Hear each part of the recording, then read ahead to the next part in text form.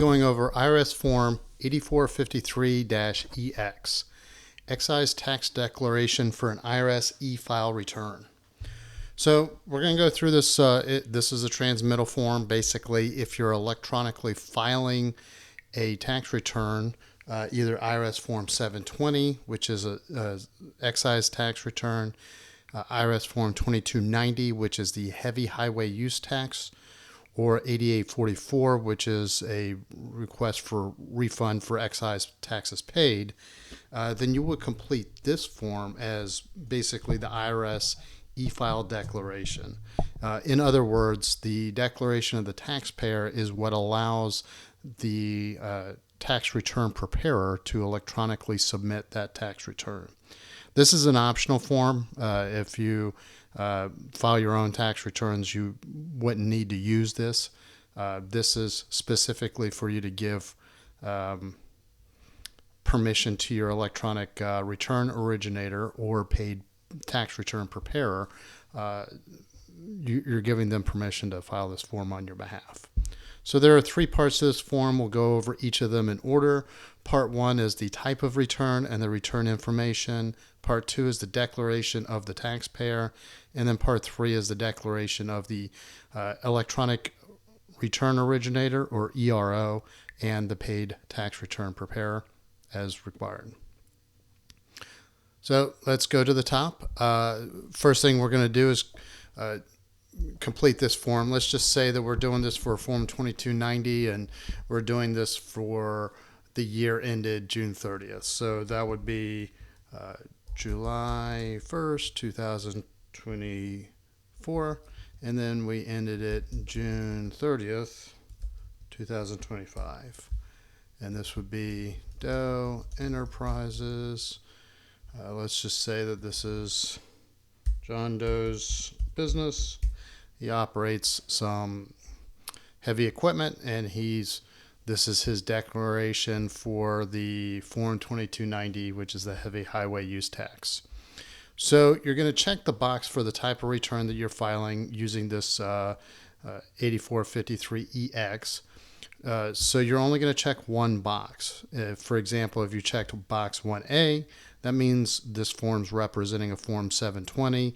If you checked Form 2A, that would mean it's representing the 2290, so on and so forth.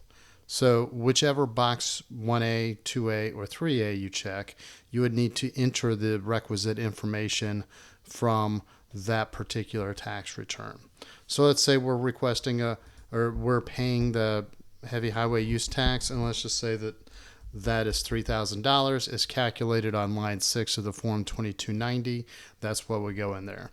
Naturally, your tax software is going to take care of all this for you, but I'm walking through the mechanics with you so you kind of understand this. In part two, you're either saying, I'm requesting a refund based on either my Form 720 or this 8849, or I am authorizing I'm authorizing the U.S. Treasury to initiate an electronic funds withdrawal. So this would be direct debit from either line 1A or 2A. So we're going to check this, but there's a couple of things with that. If you don't check this, then you do have to, there are certain guidelines that you have to follow. We've covered those in our article, which you can find in the show notes, the link to the article. But there are certain things that you have to do if you don't check the box in 4B. Basically, the federal government wants to make sure that they have the ability to get that tax money that you say that you owe them. And so if you authorize them to initiate an electronic withdrawal, then basically you're going to have provided them the direct debit information on the tax return. And then if you want to revoke it, there's instructions on how to contact the Treasury, the U.S. Treasury that handles those payments, and you have to do it at least 2 business days prior to the payment date.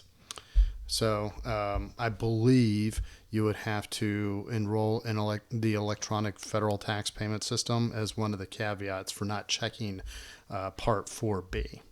And then you would sign it and date it here. Down here, your electronic return originator and or your paid preparer, you can use just this form if they happen to be the one and the same. So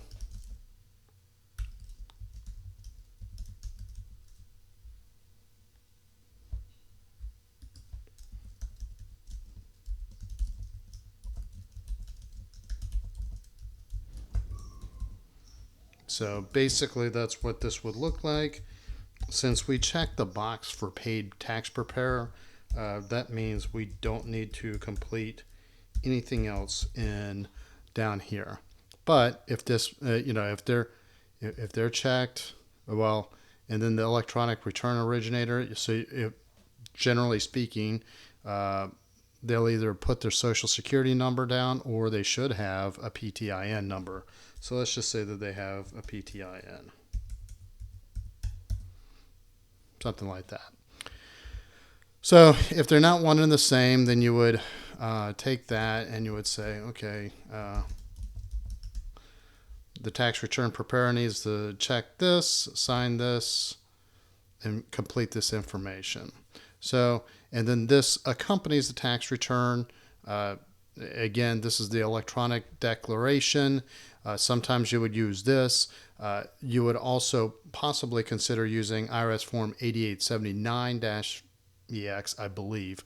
That would be the 8879 would be the electronic signature one, the one where you can use a PIN number as your electronic signature.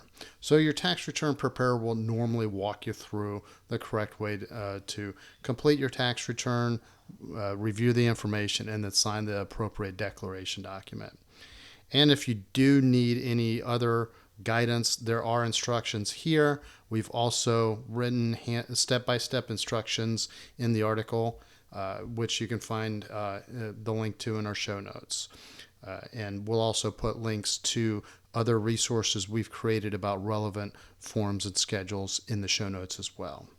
So that basically does it for this video. It's a pretty short walkthrough, pretty short form, and most of the time you'll be checking a couple of boxes in the tax preparation software or just electronically signing it. But this is for your edification, just so that you know what you're signing. Again, for more detail, check out the article. Also, check out any links to articles and videos we've created about associative forms in the show notes. If you like our articles, please subscribe to our newsletter. If you like our YouTube videos, please subscribe to our YouTube channel. And as always, if you have any questions or comments, or if there's another topic that you'd like to see in an upcoming video, please hit me up in the comments section. Thank you very much and have a great day.